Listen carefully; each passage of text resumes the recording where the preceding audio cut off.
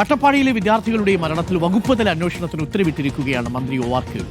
ITDPയുടെ അനാസ്ഥയെന്ന് കണ്ടെത്തിയാൽ നടപടിയെടുക്കുമെന്നും ആശുപത്രിയിൽ കൊണ്ടുപോകാൻ വാഹനം ലഭിച്ചില്ല എന്നത് പരിശോധിക്കുമെന്നും മന്ത്രി റിപ്പോർട്ടറോട് പറഞ്ഞു.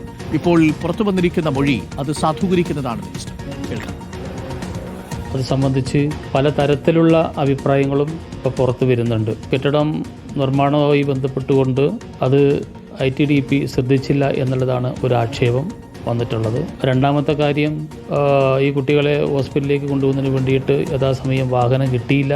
വാഹനം കിട്ടിയാൽ അവരെ രക്ഷപ്പെടുത്താൻ വേണ്ടി സാധിക്കൂ എന്നുള്ള ഒരു അഭിപ്രായം അറിയാൻ വേണ്ടി സാധിച്ചു. അപ്പോൾ ഇതൊക്കെ സംബന്ധിച്ച് വകുപ്പ് മന്ത്രി എന്ന നിലയ്ക്ക് അട്ടപ്പാടിയിലെ ITDP ഓഫീസറോട് റിപ്പോർട്ട് ആവശ്യപ്പെട്ടിട്ടുണ്ട്.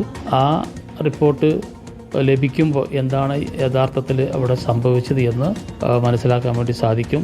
ഏതെങ്കിലും തരത്തിലുള്ള ഒരു അനാസ്ഥയുടെ അടിസ്ഥാനത്തിലാണ് അത് സംഭവിച്ചെങ്കിൽ തീർച്ചയായിട്ടും വകുപ്പ് തല നടപടി സ്വീകരിക്കും.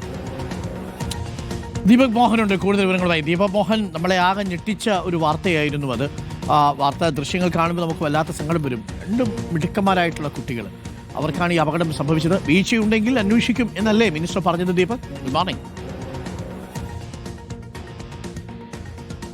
Very good morning doctor Arunkumar. ഈ ITDPയുടെ ഭാഗത്തു നിന്ന് വലിയ അനാസ്ഥയുണ്ടായിട്ടുണ്ട്.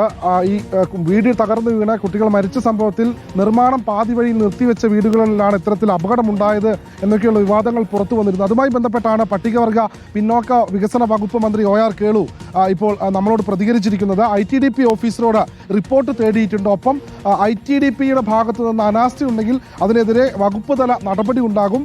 റിപ്പോർട്ട് തേടിയിട്ടുണ്ട്. കൃത്യമായ അന്വേഷണം നടത്തും എന്നാണ് മന്ത്രി ഒ.ആർ. കേളു റിപ്പോർട്ടർ TVയോട് പ്രതികരിച്ചത്. മാത്രമല്ല, ഇതുമായി ബന്ധപ്പെട്ട് വിശദമായ അന്വേഷണം നടത്തുന്നുണ്ട്. നേരത്തെ കുട്ടികളെ ആശുപത്രിയിലേക്ക് കൊണ്ടുപോകാൻ കൃത്യസമയത്ത് വാഹനം ലഭിച്ചില്ല എന്ന് അമ്മയുടെ ഭാഗത്തു നിന്ന് പ്രതികരണം ഉണ്ടായിരുന്നു.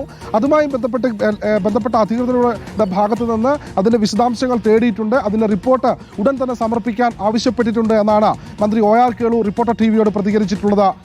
അരുൺകുമാർ.